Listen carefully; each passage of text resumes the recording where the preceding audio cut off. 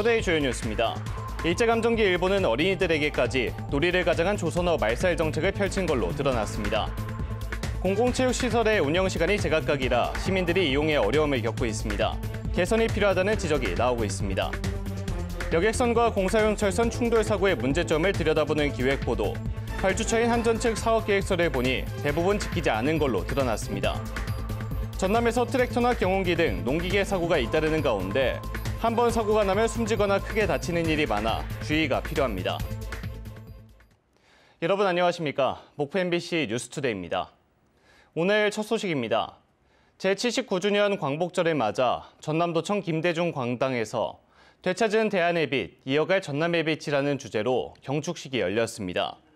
이번 경축식에는 애국지사 유족과 광복회 전남도 지부 등 700여 명이 참석했으며 독립유공자 포상과 만세 삼창 등 애국선열의 숭고한 뜻을 기리기 위한 행사가 이어졌습니다.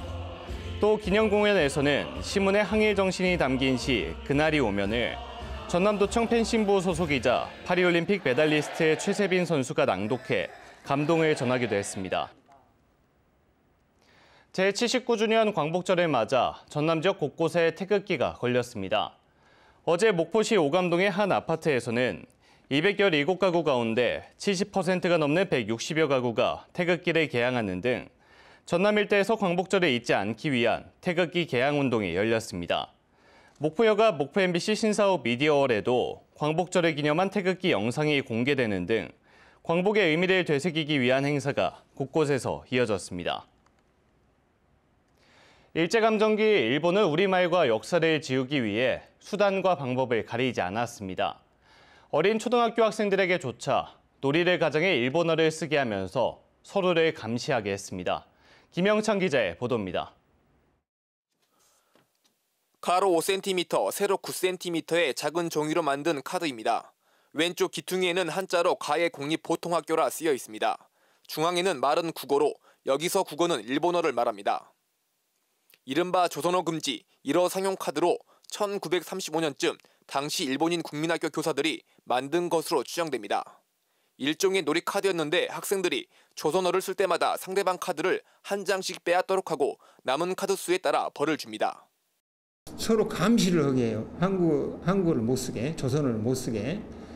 조선어를 쓰면은 이제 여러 가지 방법이 있었어요. 그 학생들을 갖다가 선생님이 때리기도 하고. 놀이를 가장했지만 실제로는 조선어를 말살하기 위한 교육 현장의 한 수단이었던 겁니다. 조선총독부가 1937년에 발행한 초등지리 교과서는 140여 페이지 분량인데 우리나라를 일본의 한 지방으로 기록하고 있습니다. 우리말을 죽이고 역사를 왜곡해 식민지 조선인들의 마음과 생각을 장악하려 했습니다. 나라를 지킬 만한 능력이 없다라고 하는 우리 공동체의 능력이 부족하다라고 생각을 하는 그 입장을 강조한다라고 생각이 됩니다. 일제가 만든 이 조선어 금지 카드와 초등지리 교과서는 한 역사학자가 지난 7월 서울의 한 고서점에서 우연히 발견했습니다. 학계에서는 천진난만해야 할 어린 아이들에게까지 얼마나 집요하고 악랄한 신민 정책을 폈는지 보여주는 사료라고 평가하고 있습니다. MBC 뉴스 김영창입니다. 일제강제동원 시민 모임은 어제 윤석열 대통령의 광복절 경축사에 대해 일본의 반성과 책임을 언급하지 않은 최악의 경축사라고 비판했습니다. 또 일본이 껄끄러워하는 사안에 대해선 알아서 언급을 피했고 항일이라는 표현은 아예 입에 올리지도 않았다고 지적했습니다.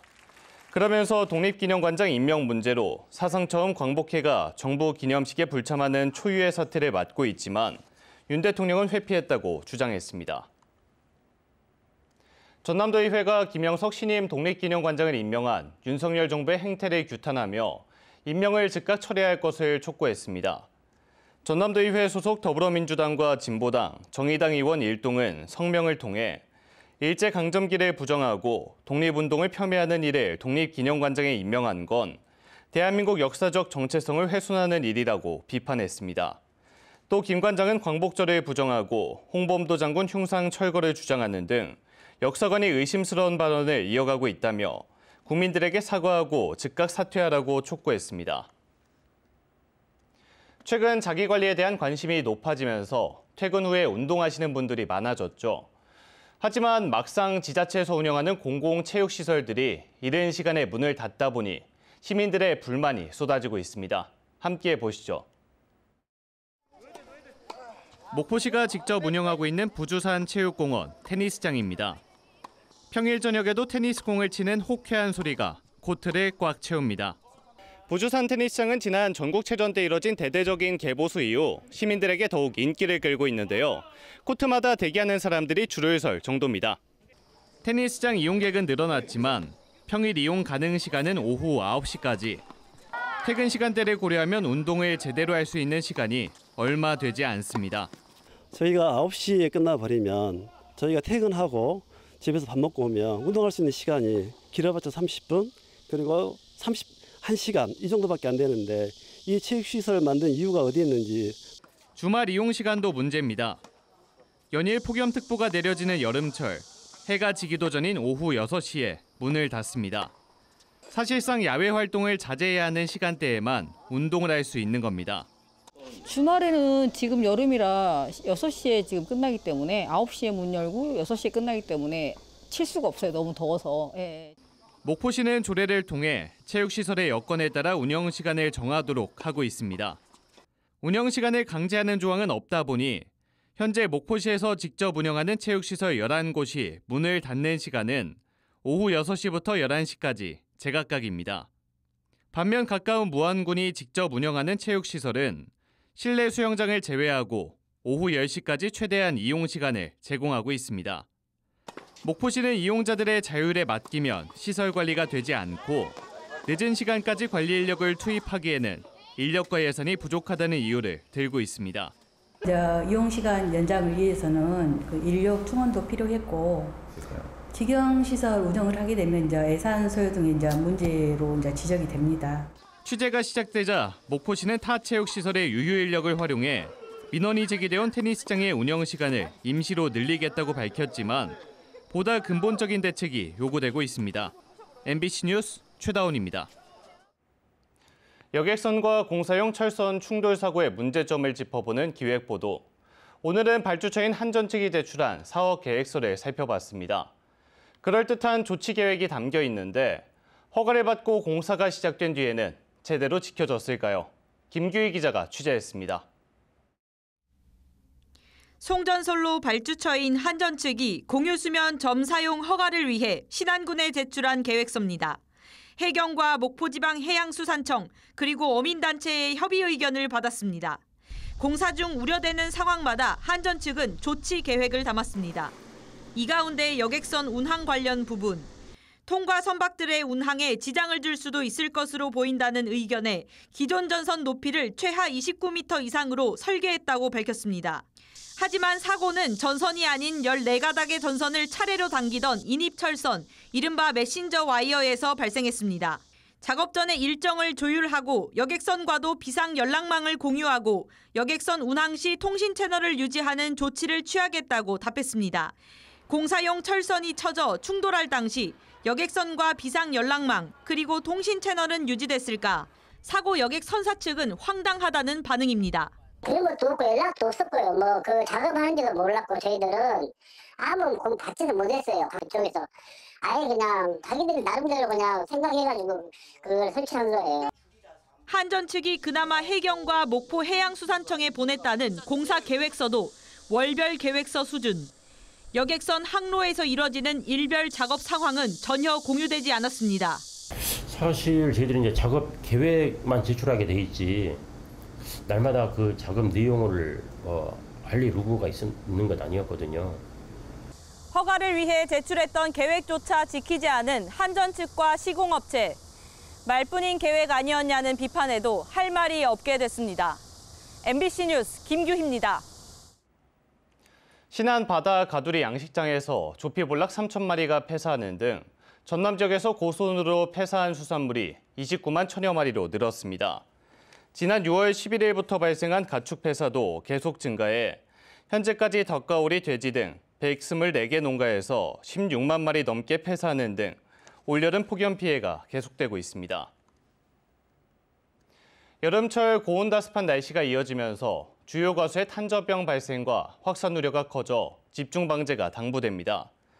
해남군은 올해 평년에 비해 기온이 높고 강수량이 많은 반면 일조량이 적은 만큼 단감과 사과, 배, 포도 등 주요 과수에 탄저반점이 생길 수 있다며 예찰과 현장 기술 지원을 강화하고 있습니다.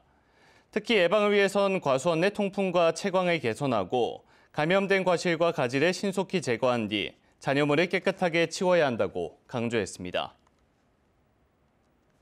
농촌 현장에서 트랙터나 경운기 등 농기계로 인한 사고가 끊이지 않고 있습니다.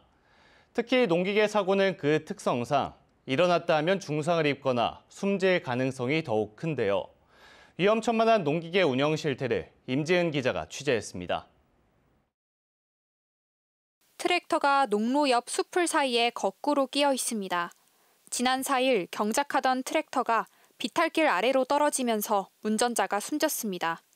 트랙터가 뒤집힌 사고 현장입니다. 길이 좁고 구불구불한 데다 양 옆으로는 이렇게 여름철 풀이 우거져 있는데요. 어디가 비탈면인지 알아보기도 쉽지 않습니다.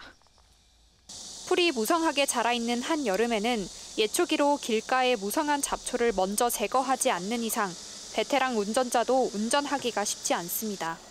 게다가 농기계 바퀴에 풀이 엉키는 경우가 많아 사고 위험은 더 올라갑니다. 여름철에 풀이 많이 자란 부분은 보통 가슴 높이까지 그러다 보면 여기에 풀이 많이 엉킵니다. 벨트가 2번인가 나가고 또 한 번은 또 라디에이터 부분이 또 터져갖고 한번 그런 사고가 있었어요. 특히 무게가 나가는 대형 농기계는 오르막 내리막길에서 더 취약합니다. 논밭으로 이동하려면 이렇게 내리막길을 지나야 하는 경우가 많고 여름철에는 풀이 무성해 바퀴가 빠질 위험도 큽니다. 이 경운기 같은 거는 내리막에서는 조향을 반대로 조작해야 되는데 사고가 순식간에 일어날 가능성이 있습니다. 최근 5년간 발생한 농기계 사고는 5,900여 건, 이 중 78%가 죽거나 다쳤고 그 가운데 전남에서만 624명의 사상자가 나왔습니다. 최근 3년 동안은 기계의 신체 일부가 끼이거나 기계가 아예 뒤집히는 사고가 27%로 제일 많았습니다. 외부 요인도 문제지만 농민들의 안전불감증도 원인 중 하나입니다. 안전바나 벨트와 같은 장치가 있다지만 대부분의 농민이 대수롭게 여기지 않습니다. 한 3바퀴, 4바퀴 둥글 갔다가 이거 있으면 한 바퀴 정도밖에 안 있는 거다 이 말이죠. 근데 이거 있으면서 사람을 갖다가 충격을 안 줘요. 이 자체가. 그리고 안전벨트를 딱 내고 있으면요. 절대 크게 사고 날 일이 없어요. 좀 자기 안전을 좀 생각해 주셨으면 좋겠어요. 예. 사상률이 높은 만큼 철저한 운전 자격이 요구되지만 아무나 쉽게 가져다 쓴다는 점도 문제입니다. 운전면허 없이 처음 농기계를 모는 사람도 최소 2시간에서 4시간의 실습 교육만 받으면 언제든 운전할 수 있는데요. 제가 직접 한번 해보겠습니다.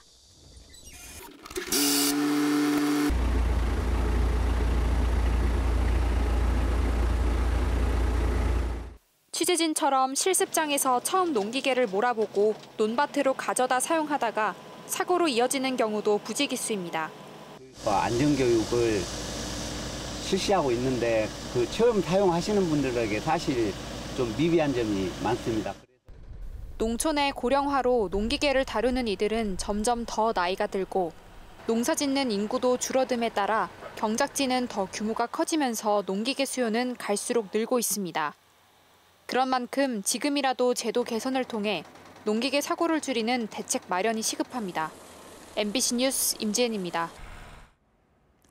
어제 오후 2시 30분쯤 강진군 강진읍의 한 사거리에서 군내버스와 1톤 화물차가 충돌해 승객 3명이 다치고 20대 화물차 운전자가 중상을 입는 등 5명이 병원으로 옮겨졌습니다. 경찰은 화물차 운전자가 중앙선을 침범해 정차하고 있던 버스를 충격한 걸로 보고 해당 운전자를 교통사고 처리 특례법 위반 혐의로 입건해 정확한 사고 경위를 조사하고 있습니다.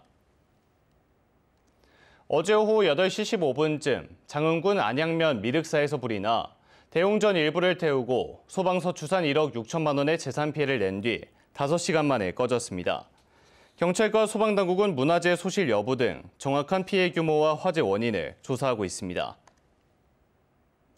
임기를 마친 박정보 전남경찰청장에 대한 공로패 수여식이 어제 전남도청 접견실에서 열렸습니다. 박 청장은 지난해 10월 부임해 10달 동안의 임기를 마치고 오늘부터 경찰인재개발원장으로 자리를 옮깁니다. 신임 전남경찰청장에는 경기 분당경찰서장을 맡았던 모상묘 치안감이 임명됐습니다. 최근 높은 습도와 땀으로 전국 공사 현장에서 감전사고가 잇따르는 가운데 노동당국이 갑 사업장 대표와 현장 안전관리자를 상대로 사고 예방을 위한 철저한 점검을 당부했습니다.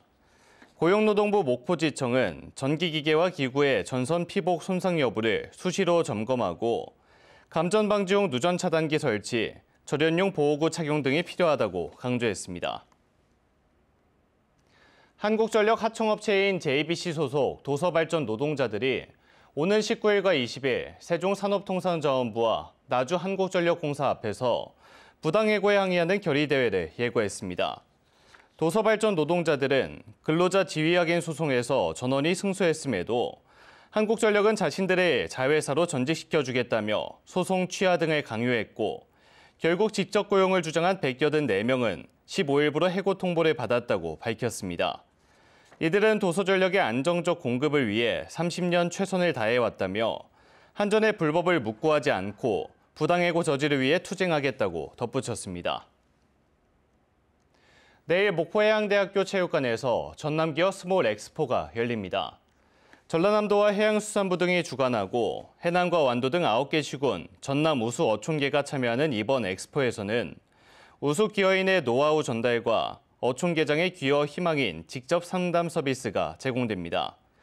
해양수산부에 따르면 지난해 전남으로 기여한 가구는 전체 39%인 279가구로 전국에서 가장 많았습니다.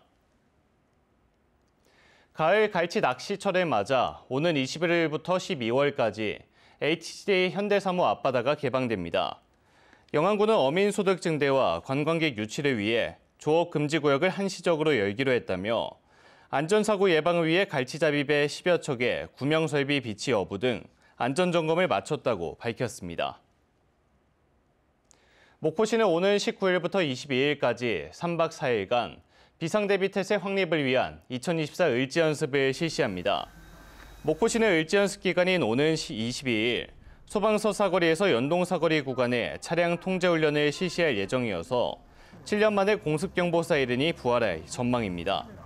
목포시는 이에 앞서 오는 21일 세라믹 산단에서 민관 군경 13개 기관 160여 명이 합동으로 다중이용시설 대테러 훈련을 실시할 예정입니다.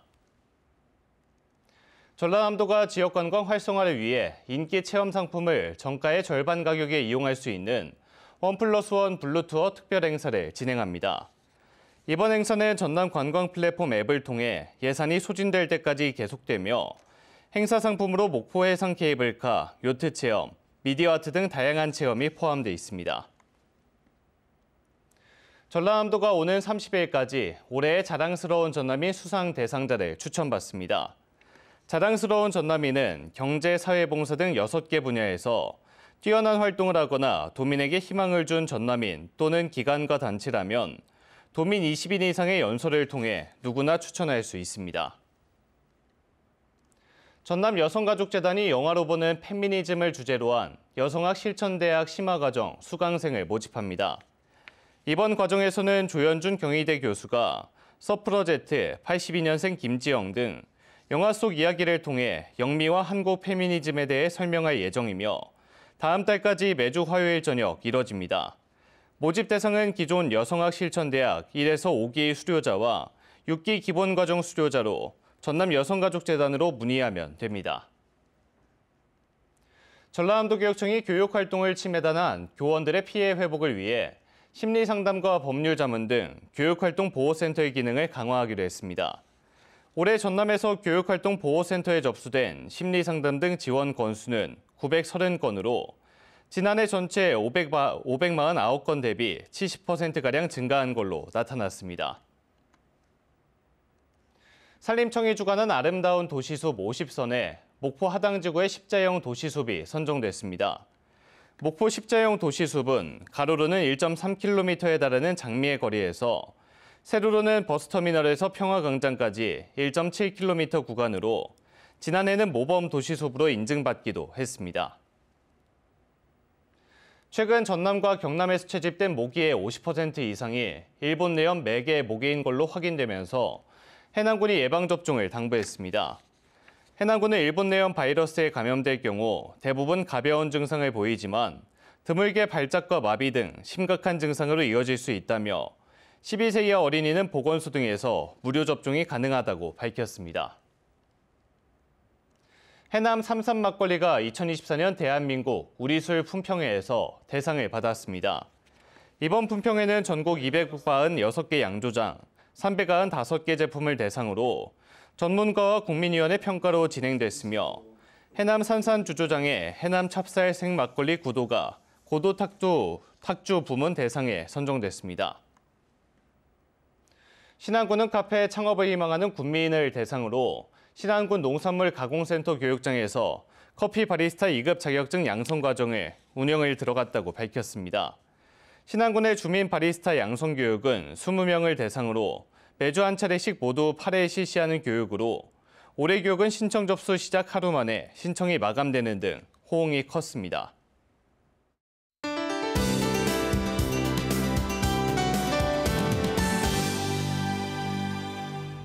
오늘 우리 지역 하늘 가끔 구름 많겠고요. 한때 소나기가 지날 때가 있겠습니다.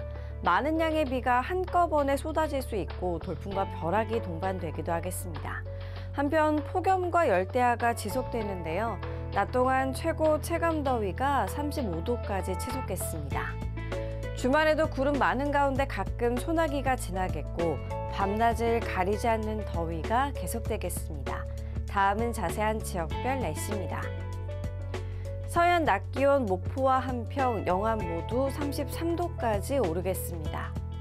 남해안 낮에 해남과 강진, 장흥 모두 33도가 되겠습니다. 흑산도 홍도와 최서남단 강원도의 낮 기온 33도가 되겠고요. 물결은 최고 1m로 일겠습니다. 대부분 해상으로 한때 비가 오겠고 서해 남부 해상은 바다 한계가 매우 짙겠습니다. 물결은 대체로 잔잔하게 일겠습니다. 다음 만조 시간은 밤 11시 54분입니다. 더위 속에 당분간 소나기 소식이 잦겠고요. 다음 주 화요일에는 비가 오겠습니다. 날씨였습니다. 이상으로 목포 MBC 뉴스투데이를 마칩니다. 함께해 주신 여러분 고맙습니다.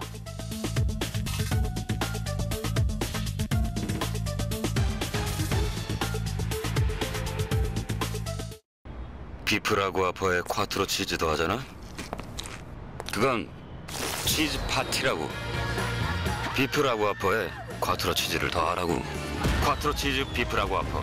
버거킹. 더 맛있더라고. 도일아, 뭐해? 푸른 꿈을 꾸지. 구도일, 뭐하니? 세상을 바꾸지. 바쁘다 바빠 좋은 내일을 위해. 구도일 can do it. SOE.